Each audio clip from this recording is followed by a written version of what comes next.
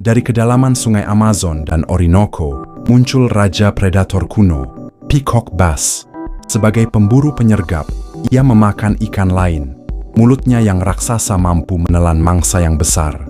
Spesies terbesarnya, Cichla temensis, bisa tumbuh hingga 1 meter dan beratnya melebihi 13 kg. Kuncinya, ia punya rahang faringeal khusus untuk menghancurkan mangsa. Bukti adaptasi evolusi yang luar biasa.